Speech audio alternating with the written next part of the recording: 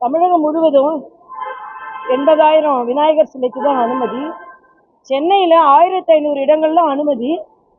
ஆனால் பழைய இடத்துல தான் வைக்கணும், புது இடத்துல வைக்கக்கூடாது அப்படின்னு கெடுபிடி பண்ணியிருக்காங்க. ஒவ்வொரு ஏரியாலையும் இளைஞர்கள் அவங்களுக்கு ஏற்ற மாதிரி அந்த இடத்துல விநாயகர் சதுர்த்தி சிலைகள் வைப்பது இயல்பு. தெலுங்கானாலும் அதுக்கு நிறைய அனுமதி கொடுக்குறாங்க. ஆனால் இங்கே ஏன் அதை கட்டுப்படுத்துறீங்கன்னு எனக்கு தெரியல. இப்போவே விநாயகர் சதுர்த்தியோட சிலைகளுக்கான கட்டுப்பாடு ஏன் விதிக்கப்படுகிறது? அது ஒரு நடைமுறை பழக்கம். நிறைய விநாயகர் வைப்பது எல்லோரின் பழக்கம். போன வருடம் மாதிரி அதே இடத்துல வைக்கணும்னு சொன்னால் என்ன அர்த்தம்?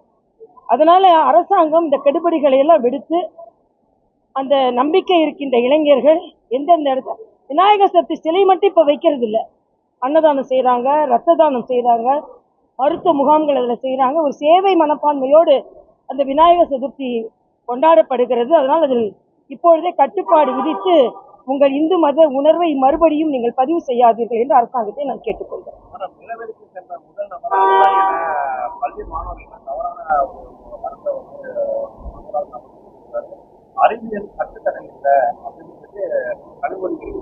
இல்ல, அவரு அதுக்கப்புறம் விஞ்ஞான பூர்வமான முன்னேற்றங்களை எதுவுமே சொல்லல.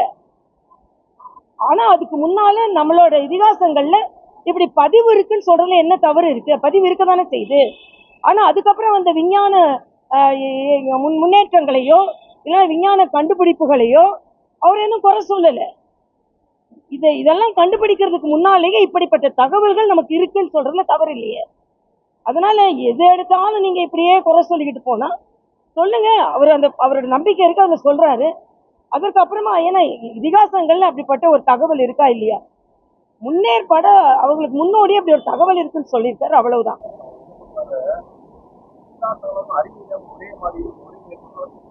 இல்ல, அப்படி கிடையாது. அதாவது மெஞ்ஞானமும் விஞ்ஞானமும் ஏறக்குறை இணைந்துதான் இந்த இந்திய நாட்டில் ஒரு பரிமாண வளர்ச்சியில வளர்ந்து கொண்டிருக்கிறது. ராமன் என்ன இன்ஜினியரானு கேட்டவர் தான். ஆனா அதுக்கப்புறம் அங்கே ராமர் பாலம் இருக்கிறதுக்கான அத்தனை அடையாளங்களும் கண்டுபிடிக்கப்பட்டது. அதனால நம்பிக்கை இருக்கிறது. சில இடங்களில் விஞ்ஞான பூர்வமாக இப்போ கம்பராமாயணத்துல இலங்கை வருது, சீதை வராங்க, ராமன் வராரு, அனுமன் வராங்க. இன்னைக்கு நாம அதை தடங்கள் எல்லாம் நம்ம பார்த்துக்கிட்டு தானே இருக்கோம். சீதை இருக்குது, அசோகவனம் அங்கே இருக்குது. ஆக இது நடந்ததை இப்போது அன்னைக்கே இருந்தது, அன்னைக்கு ஒப்பிட்டு பார்க்கறதுல தவறு இல்லை. யாருமே உடனே மூட நம்பிக்கைய இந்த அரசாங்கத்துல தான் இன்னைக்கு நிலவுக்கு விண்வெளி அனுப்பிச்சிட்டு இருக்காங்க.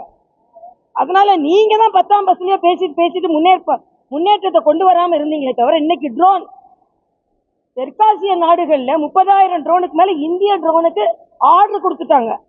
ஆக என்ன முன்னேற்றம் அடைந்து கொண்டு இருக்கிறதுன்றத பாருங்க. மோடி அரசுல வான்வெளியில என்ன முன்னேற்றம் நடந்து கொண்டிருக்கிறது பாருங்க. அவர் அனுராக் தாக்கூர் சொல்லிட்டாருன்னு அப்படி சொல்லிட்டு இருக்கிறத விட அது எங்களுக்கெல்லாம் வழிகாட்டியாக இருந்தாங்க அப்படின்னு சொல்றதுல தப்பு இல்லைன்றது எந்த கருத்து.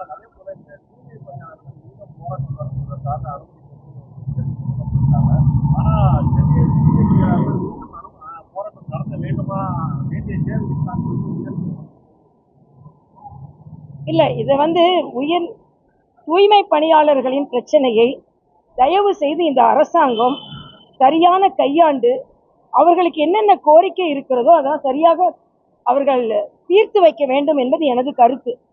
நீங்க பாத்தீங்கன்னா இந்த தூய்மை பணியாளர்கள் மட்டும் இல்லை, இப்ப இடைநிலை ஆசிரியர்கள் போராட்டத்தில் ஆரம்பித்திருக்கிறாங்க. ஆக எல்லோருமே அங்கன்வாடி ஊழியர்கள் எல்லோருமே போராட்டங்களை ஆரம்பிக்கும் பொழுது இடைநிலை ஆசிரியர்களுக்கு கொடுத்த வாக்குறுதி நிறைவேற்றப்படல.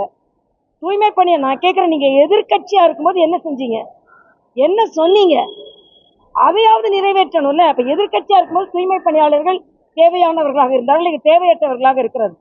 தூய்மை பணியாளர்களுக்கெல்லாம் எந்த பாதுகாப்பு இல்லைன்னு அன்னைக்கு நான் அந்த வரலட்சுமியோட இறப்புல நான் பார்த்தேன். அதனால தயவு செய்து எனக்கு எல்லாத்தோட வருத்தம் என்னன்னா, இங்க தூய்மை பணியாளர்கள் போராடி கொண்டிருக்கிறார்கள். முதலமைச்சர் சினிமா போறாரு, ஷாப்பிங் போறாரு.